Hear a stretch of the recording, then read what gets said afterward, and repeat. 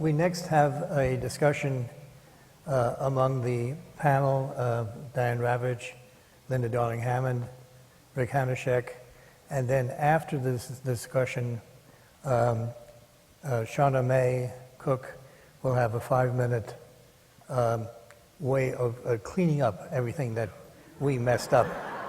It actually reminds me of an old Robert Frost couplet that goes something like, "We dance around in a ring and suppose, but the secret sits in the middle and knows."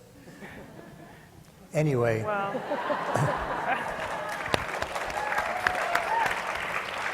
Anyway, let's get right started. We've got lots to do, and so let's begin. I do want to read you a headline from the New York Times that you might find interesting, and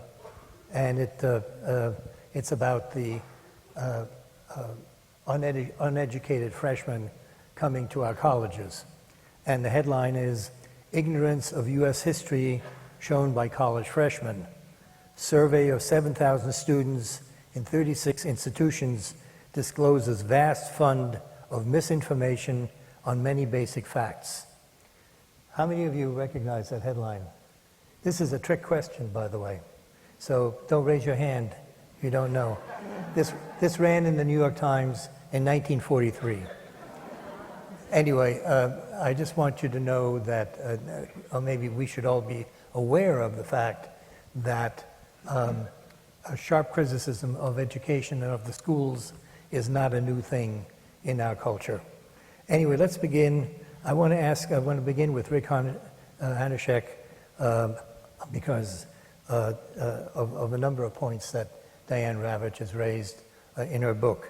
She says, Rick, on page 106, despite the oft repeated claims by reformers that 3 years in a row of great teachers will close the gap, no school district has ever done it, not even districts with the superintendent and school board fully supportive of the corporate reform faith and without a teachers' union to stand in the way.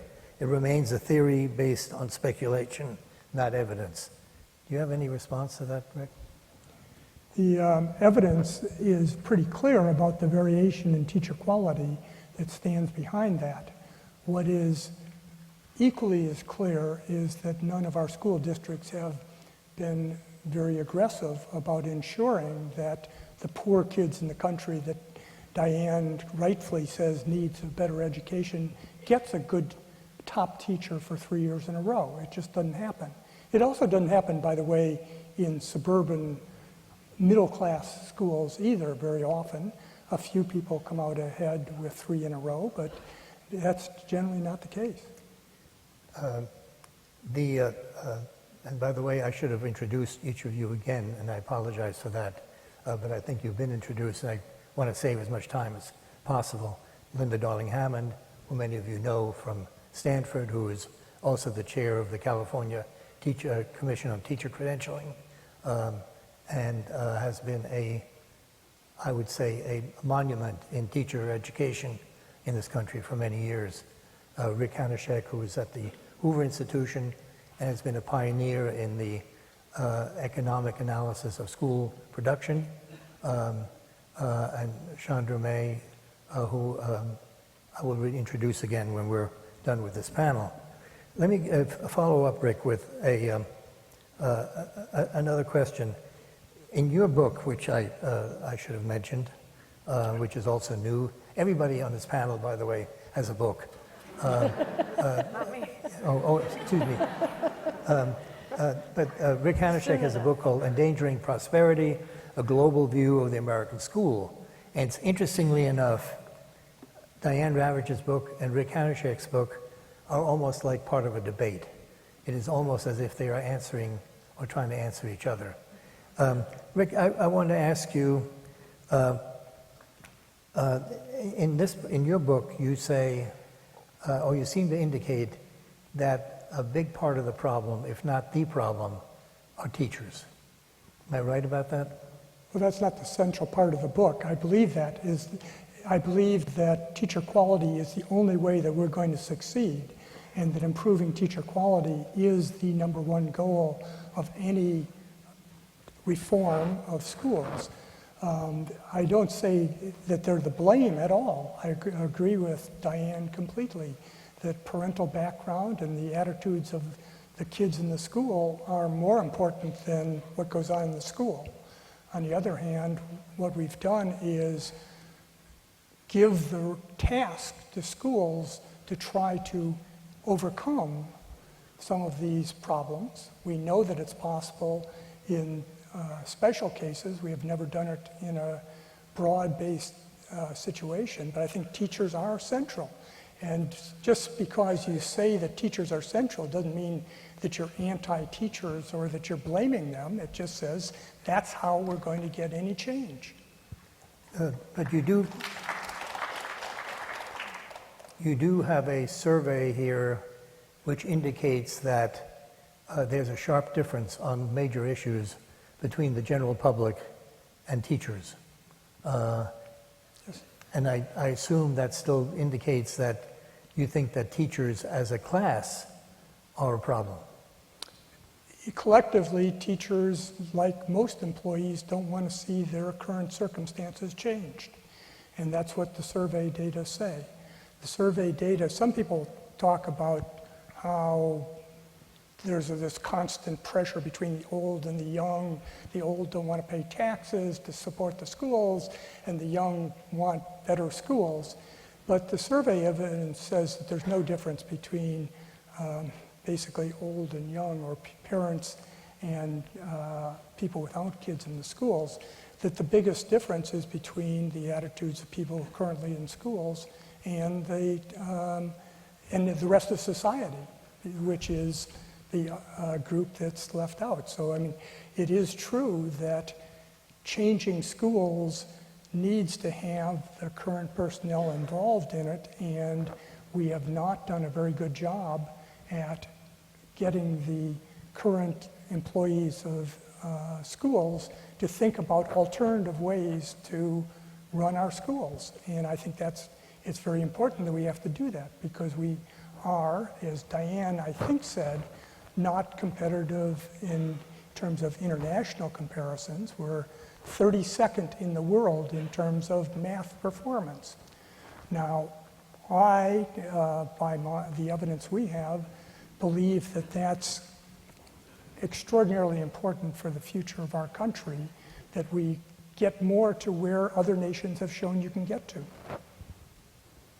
Okay. Again, I'm trying to speed this up as much as we can because we have so much to cover. Do you want to get into this at all in terms of teacher preparation, teacher evaluation? Rick is, I think, maybe, I don't want to call you Mr. Value Added, but I think you're somewhere in that spectrum. You want to talk about all those things as briefly as you can? Well, I did want to say something about a comment that Rick just made, and maybe I'll add to it. The statement was that teachers, want to hold on to the status quo. They don't want their situation to change. I think most teachers out there really do want their situation to change. The situation for teachers in the United States, as compared to other countries that in some cases appear to outperform us, is that if you were a teacher in Finland or Singapore or many other countries that have high and more equitable achievement, you would get a high quality preparation to teach completely at government expense with a salary or a stipend while you train. You would go into an occupation that pays the same amount, at least, as other college graduates, rather than being paid 60% of what other college graduates earn, which is the current situation for teachers in this country, who have to go into debt to go into an occupation that will pay them less than other occupations they could go into. That you would, in one of those countries, go into a school where mentoring is set up for you by excellent teachers, where if you were in Singapore, you'd get about 15 hours a week to collaborate with other teachers and plan curriculum and do action research and other kinds of professional learning, and 100 hours a year of free professional development. In this country, you would be lucky to have 3 to 5 hours a week to plan on your own. In fact, the president of the University of Shanghai was with me in a meeting recently, and he said, you know, Chinese elementary teachers teach 15 hours a week in Shanghai. U.S. elementary teachers teach 30 hours a week with students. And it's what goes on in those other hours that makes the difference in the quality. Many of you may know Shanghai ranks very highly on the international assessments of what they can offer. So, you know, teachers are respected in other countries, they're supported, they're given tools to be excellent, and I think teachers in this country would like that to change very much.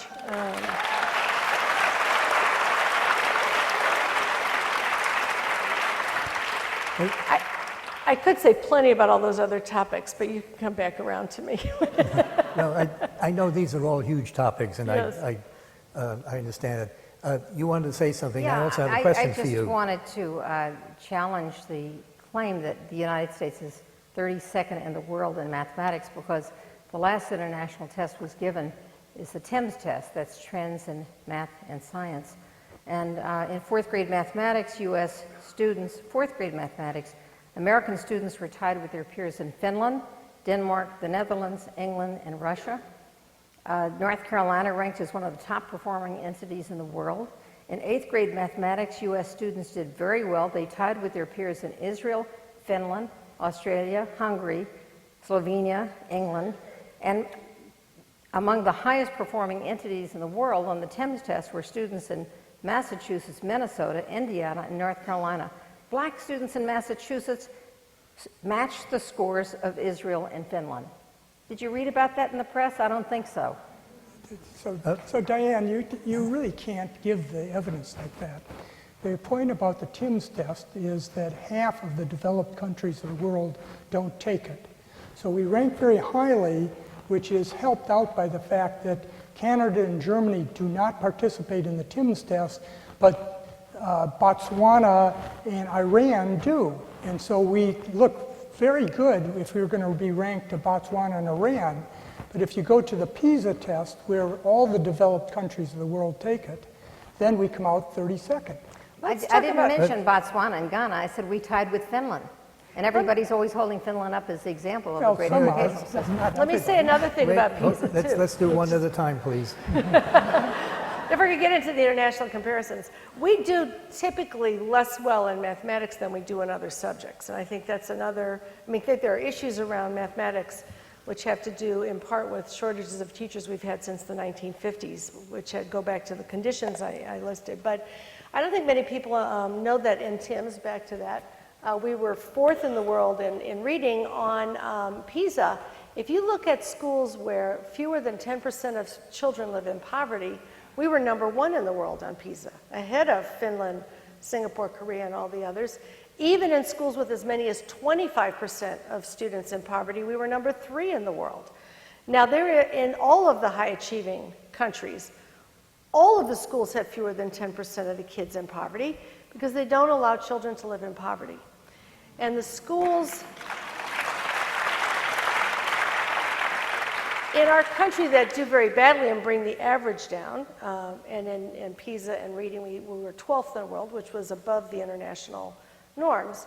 But it's the growing number of schools where 75% or more of children live in poverty that are under-resourced, both in their communities and in their schools, where we see very low performance like that of developing countries. And the issue is we're allowing this kind of under-education in intense ways in schools that are being swept under the rug in terms of the discussion about what we need to do to improve the condition of those children and their and the educators that try to serve them. Diane, in talk about teachers seeing themselves as professionals, how does that square with seniority, bumping rights, union membership, the whole industrial union model for people who see themselves as professionals?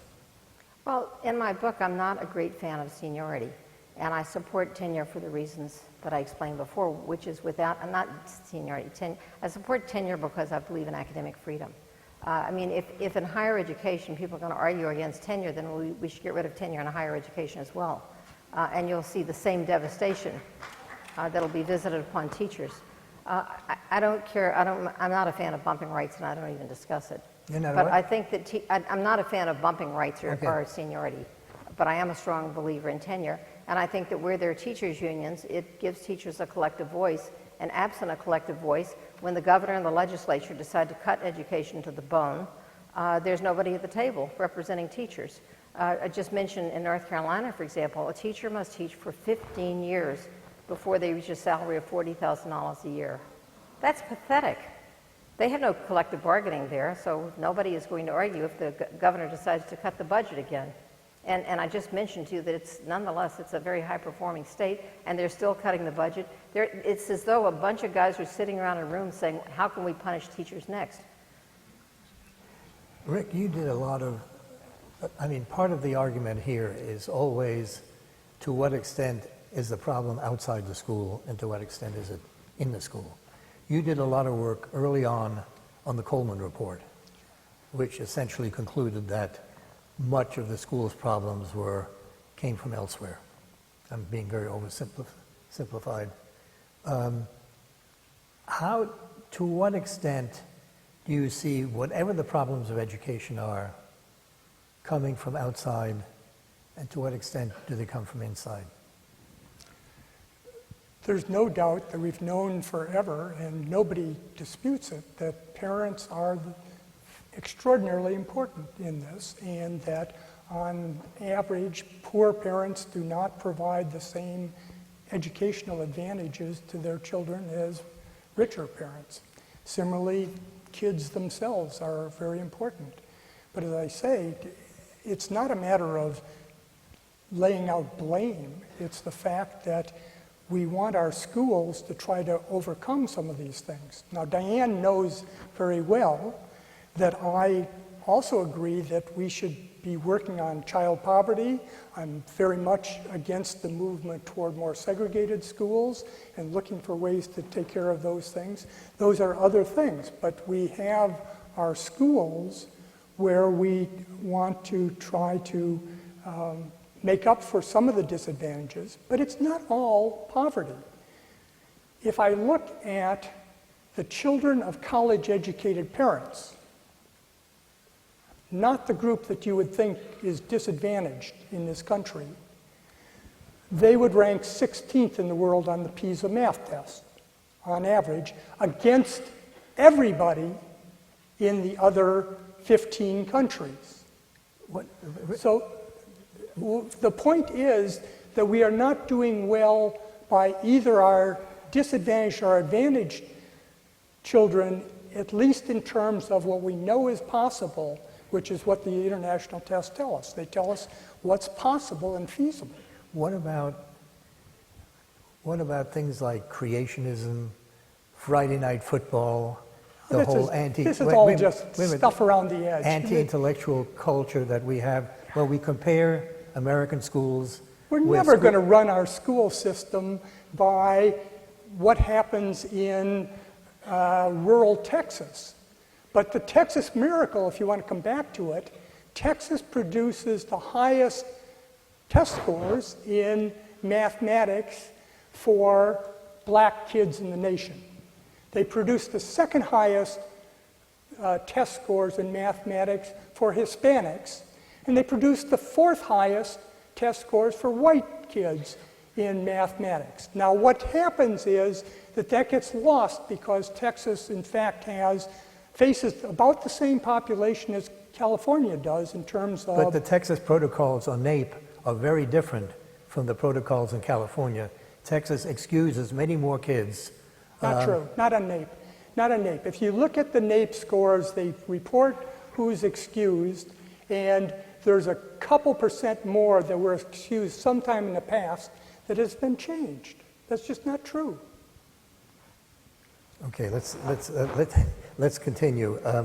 There's a lot of questions about comparability and about NAEP reliability, as you know. Anyway, Peter, one thought here. Yeah. If you look at the long-term trend in NAEP, the test scores of the United States have gone up dramatically from 1971 to 2008. And with the convergence of No Child Left Behind and Race to the Top, with all the emphasis on testing, the scores went flat. Isn't that an oddity? Dramatic increases, particularly for Black and Hispanic kids, from 1971 to 2008. And I guess that in a way, Rick and I, we've been friends for such a long time, and yet at one point, before I left the Hoover Institution, he said, Diane, you're losing faith in accountability. And he was right. I have no faith in accountability. Private schools don't have any accountability. They seem to do a great job. I just think that what we call accountability is a relentless focus on standardized tests that, frankly, and I spent 7 years on the National Assessment Governing Board, there are questions with 2 right answers, there are questions with no right answer. The Atlanta Journal-Constitution just had a series about how many flaws there were in the standardized tests. There are kids who have not been able to graduate because the tests were wrongly scored, and the kids dropped out because of the standardized test. I think we have an obsession with standardized testing that has gone way overboard.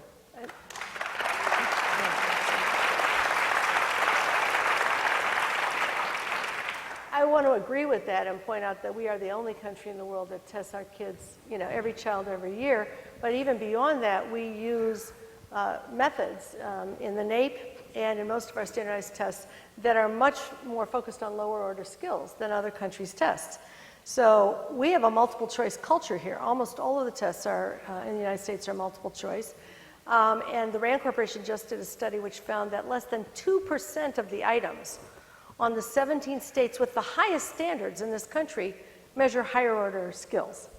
That contributes to the math issues that we see on PISA, because in other countries that are high performing, where they have external assessments, they are few, and they are almost exclusively open-ended items, essays and problem sets with complex answers, and projects in which kids have to do research and inquiry and demonstrate what they know. Teachers are involved in developing the assessments and scoring them. The kids are challenged to show how they can take knowledge and apply it to much more complicated situations. And while they're doing scientific inquiries and writing them up as part of the exam system in Singapore, the UK, or Australia, or Canada for that matter, our kids are bubbling in, an answer they've memorized to a question that they could have Googled.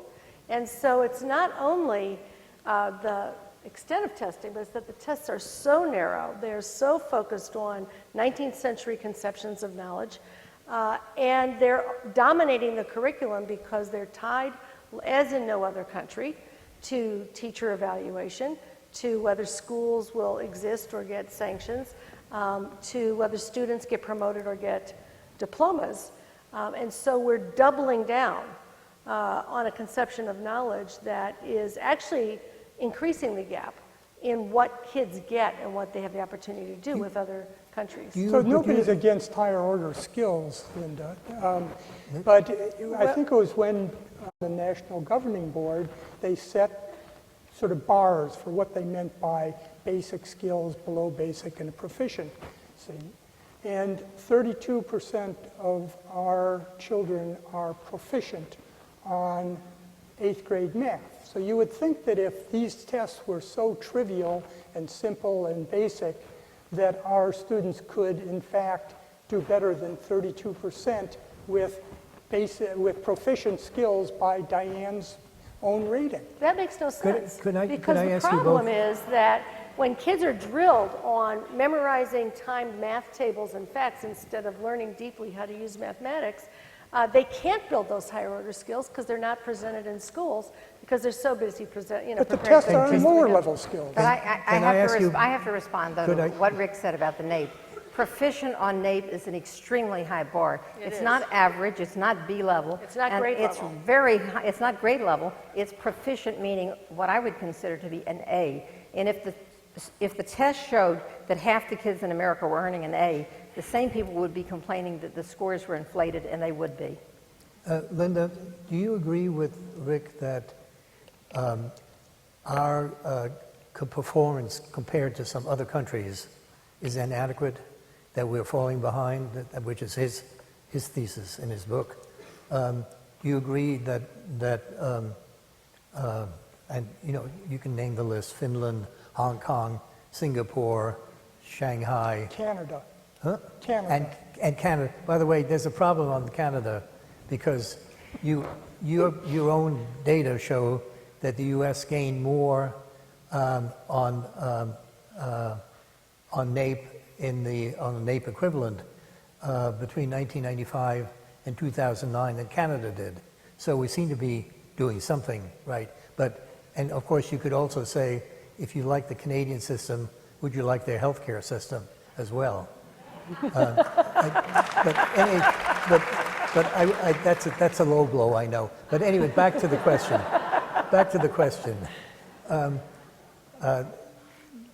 Do you agree that we're alarmingly behind other countries? Well, we have a huge achievement gap, and that shows up on everything. And that comes from this growing income disparity, the unequal way we resource our schools. Every high-achieving country funds schools centrally and equally. We fund some schools at much higher levels than others, and that often layers on disadvantage in some states with existing disadvantages that kids have. So I do think that it's an equity problem. There's an equity gap problem, which when you look at international scores, certainly, reduces the level of the scores from what it would be otherwise. But we do much better in reading and science than we do in mathematics, and I think there are particular problems with the way we teach mathematics. I think curriculum matters. I think having highly trained people matters, and there's a bigger opportunity gap for math and science teachers. But I think that there are some areas of concern, but I think it's also true that the landscape is not nearly as bleak as many reformers paint it to be. That is, if you look only at math and you include, actually your count includes states and provinces as well as countries. So Shanghai and Hong Kong don't actually represent China. China, if it were rated on PISA, would be doing very badly. Shanghai is like Massachusetts, and Hong Kong is like Vermont. And if you look at them in reading or in science, we're outperforming some of those provinces. So I think it's a much more complex picture. And I think that at the root of it is understanding what's happening with inequality in this country and starting to deal with it very, very directly. It's complicated, but are we behind? I would say some of our kids are way ahead and some of them are way behind. And I think... Diane, I want to change the subject for a bit for a moment. Are charter schools in general, are they really educational alternatives or are they social alternatives for the kids who go there? Well, as I said in my talk, I think there is a role for charters as collaborative institutions. The original purpose of charters was to make public schools stronger by helping them solve problems that they were not doing a good job with. They have evolved into entrepreneurial, aggressive, our scores are higher than your scores. We have a charter chain in New York City that basically says to the public schools, we want to drive you into the sea. I don't think that's a good attitude. I think that as educators, we should all be working together towards the common good. I guess I'm also a little bit concerned by this kind of, still, the obsession with test scores, because I'm thinking as a historian, and I'm thinking back to your first line, Peter, about in 1943, the New York Times said that freshmen in college didn't know any history. Well, I could go back to 1820 and tell you that people were saying that our schools were worse than ever. The kids are going to hell in a handbasket. And I think that in every generation, everybody says this, and here we are, the most powerful nation in the world, the largest economy in the world, the hugest military in the world, stronger than the next 10 nations put together, and we're saying that we're losing. Who are we losing to? I mean, I don't think we're going to be overtaken by Singapore. They're not going to run the world. You say we should ban chains and for-profit charters. Who's going to do that? That I'm against for-profit, yes? Yes. I am against for-profit charters. I think it's an outrage. In the state of Michigan, for example, more than 80% of the charter schools operate for profit. And to me, it's an outrage that people are paying taxes and it's being paid off to investors, and they're not even delivering a good quality of education. Even if they were delivering a high quality of education, I would be opposed to them because I don't think that schools should be run for profit, either in higher education or in K-12 education. When we're about kids that, the schools that disadvantaged kids, whatever you want to call them, poor kids, minority kids, English learners, disproportionately attend, when those schools don't work for them, what alternatives do they have? When they don't what? What alternatives do kids in schools have that are not succeeding? I believe it's the responsibility of those in charge of the school system to bring help, to send their best educators to that school, find out what the needs of the school are, reduce class size dramatically, bring the resources they need, the bilingual instructors they need, the technology they need, and make the school a better school. If that's not enough, it may be that kids are living in such dire poverty that society has to do its share. Who's going, I mean, part of the problem has been created at the local level, and the local boards, the local districts, respond to the political forces in their community. The political forces tend to be disproportionately affluent or parents of means. To some extent, they're also the unions. There are a number of political groups. How do you change that dynamic so all of a sudden these local districts or the state boards for them or the state legislatures that are responsive to the political forces in their jurisdictions, how do you get them to change? Well, Peter, the best I can do, because of who I am, I'm a historian. I don't have an organization. I'm not raising money. I am not funded by foundations. I'm one person. I have one voice. All I know how to do is to write and speak. And all I can do is to provide the evidence of what works. Here's what works. Small class sizes, pre-K, well-trained, prepared teachers, not people with a few weeks of training. All of these things work. The evidence is here. I can give it to every school board person in the country and say, do the right thing or do the political thing. Your choice. I can't make you do the right thing. I want to throw the same question to Rick for a moment. Politicians being intimidated by unions and by and susceptible to pressure from unions, but aren't they also susceptible to pressure from all the other power groups that Diane mentions, the foundations, the feds, you name it, a whole series of things. So is it just the unions that we have to worry about? Not at all. I mean, I think that school policy is a very complicated thing, and it's prone to demagoguing by all people from the far right and the far left on trying to push for their own answers. I think the overwhelmingly important thing is, Diane talks a lot about corporate funding for schools. The unions, in fact, contribute 7.5 times the amount that business contributes to schools. And so I would prefer to have no contributions from unions or businesses to schools directly, because it is prone to pushing policy in ways that I don't think is very well, the productive. Contributions are to the candidates and not to the schools mostly. Candidates and committees, yes. I mean, Diane talks about a few elections that Students First or some other organization has worked very hard to change the character of the school board. And the whole point is that that's done in many different ways by many different groups, but the largest and most powerful are the NEA and the AFT. I have one last question, and then we have to go first to Channa Mae and then to audience questions. And I'm sorry we're running a little late. We started a little late. I do have for you the last question. If you had, you name the figure, $100 billion, $200 billion, say roughly 20% of what we now spend on K-12 education, and you could spend it any way you wanted on children, how much would you spend in the schools?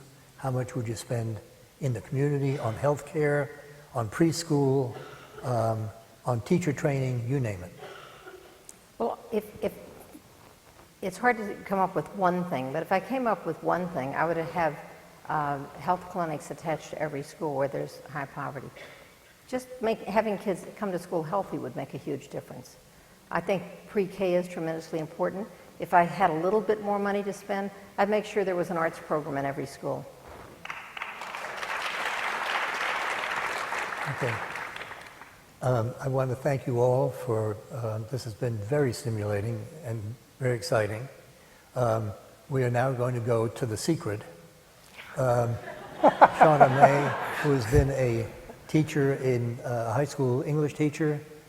She has run a school. She's now here as a doctoral student, eager to unlearn everything she knows. And so I'm going to turn it over to Channa Mae, and you have 5 minutes. Okay. Great, thank you. Like you said, Peter, I want to position myself first as a teacher and the incredible hard work that takes every day to make sure that students are learning, and for some teachers in really challenging conditions.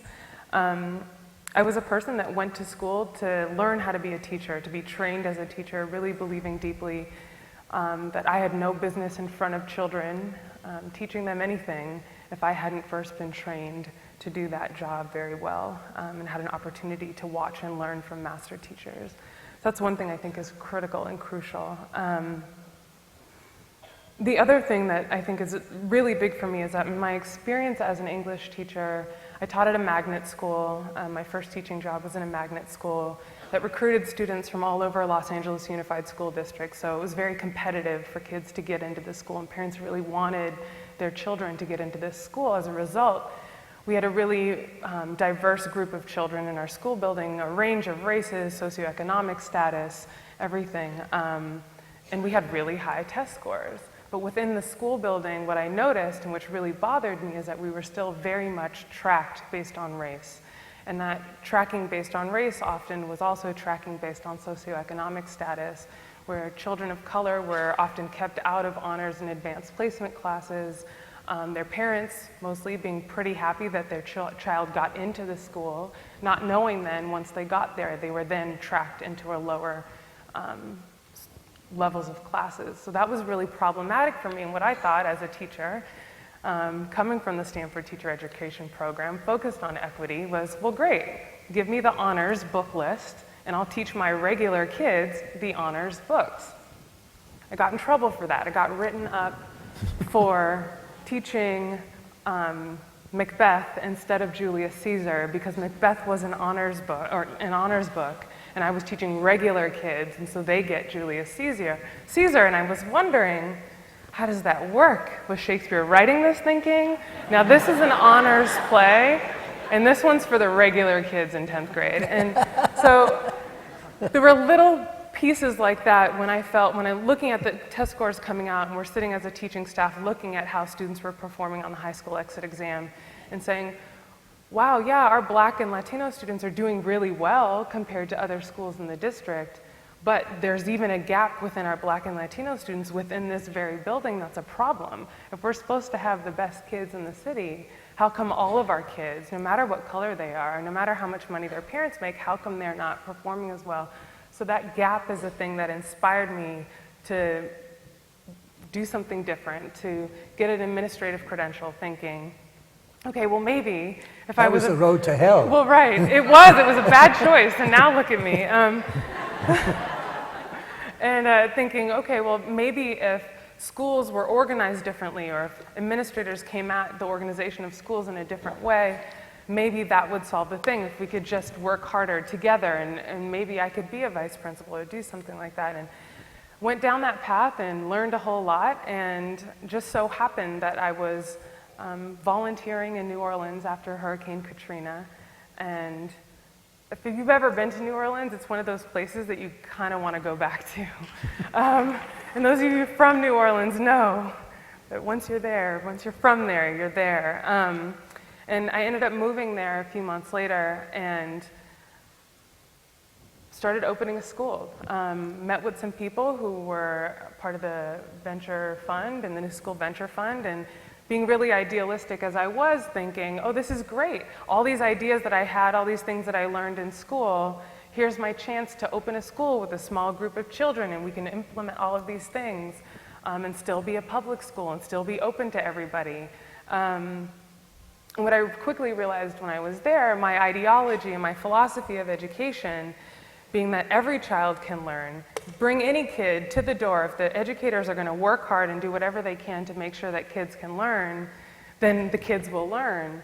The issue being I didn't know how low my children were going to be performing when they arrived. So we opened our high school with 100 ninth graders, roughly 100, and we gave them a diagnostic in the first couple weeks of school to see what their reading level was, you know, and we realized there would be probably some remediation. Skills wouldn't be as high as they should be. That coupled with the trauma of Hurricane Katrina and everything that comes with that. I was shocked to realize that 50% of my 100 kids were reading between a kindergarten and second grade level. So I was a high school English teacher. I never had learned how to teach a child how to read. That's a distinctly different skill. And for all of the elementary school teachers in here, hats off to you. And realizing very quickly that I didn't have the skills for that. And trying to figure like, okay, we need a reading program. We've got to start much further back than what I anticipated. And how does that work, where our average age of student was 16 and a half years old for a ninth grade student? So that tells you a little bit about students distancing from school and feeling disengaged, no big surprise. So the challenges that came with running that school and then having this looming cloud of accountability and the pressure being told constantly, if your kids aren't proficient by the end of the year, your school will be shut down. If your kids aren't proficient by the end of the year, your school will be shut down. There's only so much you can hear that, and trying to get students from kindergarten readers, second grade readers, all the way up to 9th and then 10th and 11th, 12th grade readers is a huge challenge. And what resulted was our kindergarten readers were, by the end of the first year, 5th grade readers, which is a huge difference. But you failed. Right, but when it comes to the state test course, we've got kids who come to school disengaged, really happy about learning how to read, happy about unlocking the world of education and finally feeling connected to a community of educators who cared deeply about them, who spent tireless hours every day, before school, after school, doing as much as they possibly could for our children. And then to get a letter in the mail from the State Department a few months later, after they finished their 9th grade year, saying, you're far below basic, and that's the label that you get. So what resulted was many children coming, Miss Cook, why am I even trying? I'm already failing, why should I keep trying? And so trying to counter the message that gets sent to children who are working really hard and might actually be far behind grade level, but it's really hard to mediate that as a teacher or a school leader in a building with a disproportionate number of students that are suffering from poverty, post-traumatic stress disorder, extreme levels of violence and homelessness in the community, absolutely virtually no health care or social services. And granted, I think New Orleans is probably an extreme, especially after the hurricane. However, what I saw there was reminiscent of what I saw in inner city schools in Los Angeles and other schools across the nation, where it feels like you don't have enough resources to do all the things that you're supposed to do, and yet it's the educators that get punished for the things when the kids can't read at the end of the day or when they're not performing at a particular level. So I find that very challenging to mediate that tension between the two. And eventually I left my school and the school was shut down, as it was the first of many schools since Hurricane Katrina that schools have been shut down, charter schools in New Orleans, where educators were not skimming. They weren't taking the best kids from the best neighborhoods in the city, where we were specifically recruiting students in the juvenile justice system, students that were homeless, students with learning disabilities. Those were the kids that we wanted, because we believed they can learn. But the state didn't give us enough time. We didn't have enough time to get to the measures that we needed to get. And it doesn't always take just 1 year to get a student who can't read to reading to proficient to grade level. That being said, I'm here at Stanford, very pleased to be here. But in my opinion, I think we need a system that acknowledges growth, that can see where a student starts and acknowledge where they're going in a way that doesn't punish the teacher who got them at the beginning, who doesn't punish the teacher who got them at the very end, of like the 3.95 versus the 3.95 GPA. And I'm going to steal this message from Steph, that actually is the idea that assessment is for learning and not assessment of learning, that they're very different things. The idea that we need balance and that there are multiple ways to assess learning, that there's not one concrete way that is better than another, that if we can find a balance in the ways that we determine how much students know and are able to do, that that will add value to our education system in general. Also, I think there's a need for balance and understanding that there are multiple ways of doing school, that you don't just have to have one particular kind of school that every child should be forced to fit into, that there should be space for multiple varieties of schools with different foci because the kids are different. That said, I think that's important to also have basic standards of education met across the board, that we shouldn't have teachers in Oakland being paid $39,000 a year and teachers in Palo Alto $55,000 a year for the same level of education. It's a very different job in Oakland than it is in Palo Alto, and I think that that is important and needs to be known and understood.